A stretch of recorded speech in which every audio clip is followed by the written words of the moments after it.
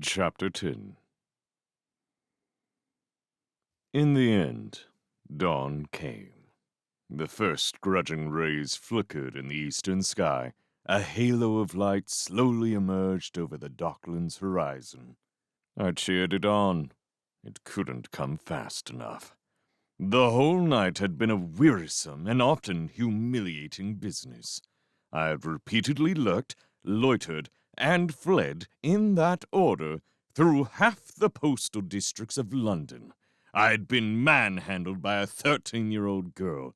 I had taken shelter in a bin. And now, to cap it all, I was crouching on the roof of Westminster Abbey, pretending to be a gargoyle. Things don't get much worse than that. A rising shaft of sunlight caught the edge of the amulet, which was suspended round my lichen-covered neck. It flashed, bright as glass. Automatically, I raised a claw to cup it, just in case sharp eyes were on the lookout. But I wasn't too worried by then. I had remained in that bin in the alley for a couple of hours, long enough to rest and become thoroughly ingrained with the odor of rotting vegetables. Then I'd had the bright idea of taking up stony residence on the abbey. I was protected there by the profusion of magical ornaments within the building. They masked the amulet's signal. From my new vantage point, I'd seen a few spheres in the distance, but none of them came near. At last, the night had ebbed away, and the magicians had become weary. The spheres in the sky winked out. The heat was off. As the sun rose, I waited impatiently for the expected summons. The boy had said he would call me at dawn, but he was, no doubt, sleeping in like the layabout adolescent he was. In the meantime, I ordered my thoughts. One thing that was crystal clear was that the boy was the patsy of an adult magician, some shadowy influence who sought to deflect blame for the theft onto the kid. It wasn't hard to guess this. No child of his age would summon me for so great a task on his own. Presumably, the unknown magician wished to deal a blow to Lovelace and gain control over the amulet's powers. If so, he was risking everything. Judging by the scale of the hunt I had just evaded, several powerful people were greatly concerned by its loss. Even alone, Simon Lovelace was a formidable proposition. The fact that he was able to employ and restrain both Farquhar and Jabor proved as much. I did not relish the urchin's chances when the magician caught up with him. Then there was the girl, that non-magician whose friends withstood my magic and saw through my illusions. Several centuries had gone by since I had last encountered humans of their sort, so to find them here in London was intriguing. Whether or not they understood the implications of their power was difficult to say. The girl didn't even seem to know exactly what the amulet was, only that it was a prize worth having. She certainly wasn't allied to Lovelace or the boy. Strange. I couldn't see where she fitted into this at all. Oh well, it wasn't going to be my problem. Sunlight hit the roof of the abbey. I allowed myself a short, luxurious flex of my wings. At that moment, the summons came. 1,000 fishhooks seemed to embed themselves in me. I was pulled in several directions at once. Resisting too long risked tearing my essence, but I had no interest in delay. I wished to hand over the amulet and be done. With this eager hope in mind, I submitted to the summons, vanishing from the rooftop and reappearing instantaneously in the child's room. I looked around. All right, what's this? I order you, Bartimaeus, to reveal whether you have diligently and wholly carried out your charge. Of course I have. What do you think this is? Costume jewelry? I pointed with my gargoyle's claw at the amulet dangling on my chest. It waved and winked in the shuddering light of the candles. The Amulet of Samarkand. It was Simon Lovelace's. Now, it is yours. Soon, It will be Simon Lovelace's again. Take it, and enjoy the consequences. I'm asking about this pentacle you've drawn here. What are these runes? This extra line? The kid puffed out his chest. Adelbrand's pentacle. If I didn't know better, I'd have sworn he smirked. An unseemly facial posture for one so young. Adelbrand's pentacle. That meant trouble.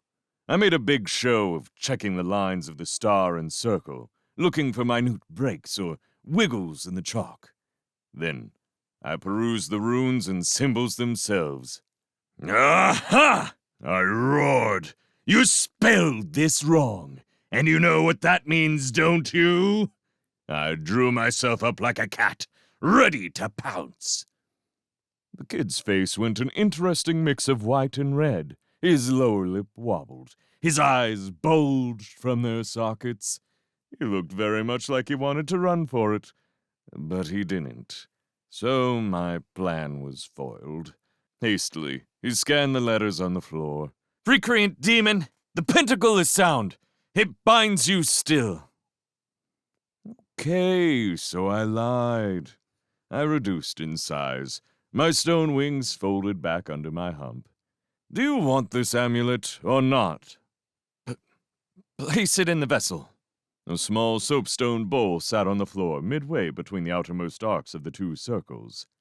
I removed the amulet and, with a certain amount of inner relief, tossed it casually into the bowl. The boy bent towards it. Out of the corner of my eye, I watched him closely. If one foot, one finger fell outside his circle, I would be on him faster than a praying mantis.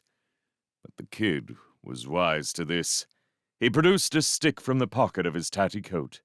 Jammed into the tip was a hooked piece of wire that looked suspiciously like a twisted paper clip. With a couple of cautious prods and jerks, he caught the lip of the bowl with the hook and drew it into his circle. Then he picked up the amulet's chain, wrinkling his nose as he did so. Ugh! This is disgusting! Nothing to do with me. Blame Rotherhithe's sewage works. No, on second thought, blame yourself. I've spent that whole night trying to evade capture on your account. You're lucky I didn't immerse myself completely. You were pursued? You sounded almost eager. Wrong emotion, kid. Try fear. By half the demonic hordes of London. I rolled my stony eyes and clashed my horny beak. Make no mistake about it, boy. They are coming here, yellow-eyed and ravening, ready to seize you. You will be helpless, defenseless against their power. You have one chance only. Release me from this circle, and I will help you evade their clutches. Do you take me for a fool? The amulet in your hands answers that. Well, no matter. I have carried out my charge. My task is done. For the remainder of your short life, farewell. My form shimmered, began to fade. A rippling pillar of steam issued up from the floor as if to swallow me and spirit me away. It was wishful thinking. Adelbrand's pentacle would see to that. You cannot depart. I have work for thee. More than the renewed captivity, it was these occasional archaisms that annoyed me so much. Thee, recreant demon, I ask you. No one used language like that anymore. Hadn't done for 200 years. Anyone would think he had learned his trade entirely out of some old book.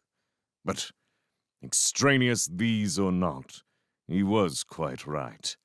Most ordinary pentacles bind you to one service only. Carry it out, and you are free to go. If the magician requires you again, you must repeat the whole draining rigmarole of summoning from the beginning. But Adelbrand's pentacle countermanded this. Its extra lines and incantations double-locked the door and forced you to remain for further orders.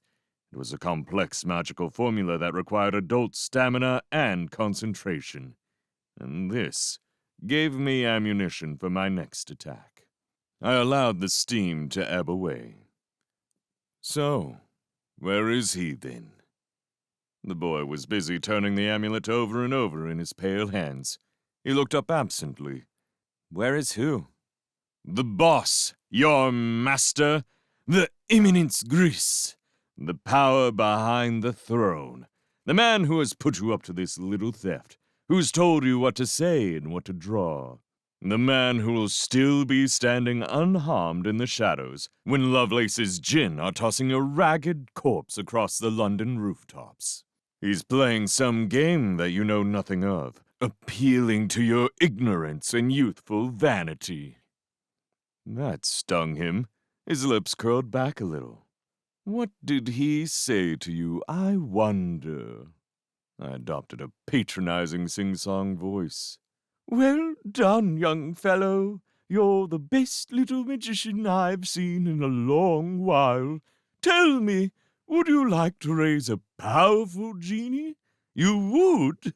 Well, why don't we do just that? We can play a prank on someone, too. Steal an amulet. The boy laughed. Unexpected that. I was anticipating a furious outburst or some anxiety. But no, he laughed. He turned the amulet over a final time, then bent and replaced it in the pot. Also unexpected. Using the stick with his hook, he pushed the pot back through the circle to its original position on the floor. What are you doing? Giving it back. I don't want it. Pick it up. I wasn't about to get into a prissy slanging match with a 12-year-old, particularly one who could impose his will on me. So, I reached out through my circle and hefted the amulet. Now what? When Simon Lovelace comes, I won't be hanging on to this, you know. I'll be giving it right back to him with a smile and a wave, and pointing out which curtain you're shivering behind. Wait. The kid produced something shiny from one of the inner pockets of his voluminous coat.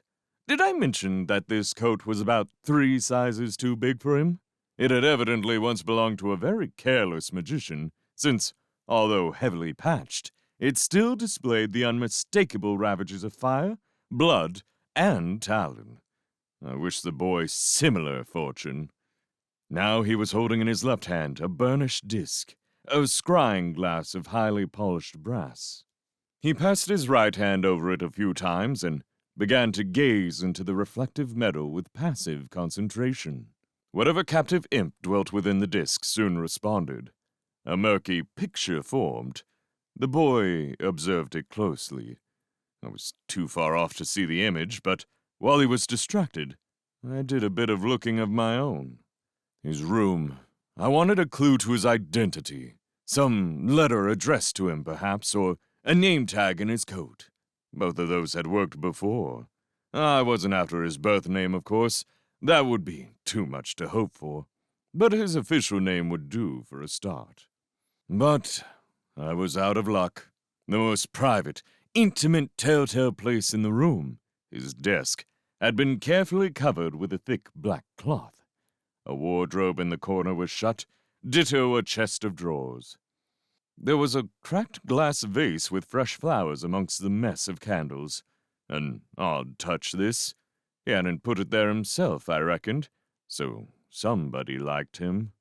The kid waved his hand over the scrying glass, and the surface went dull.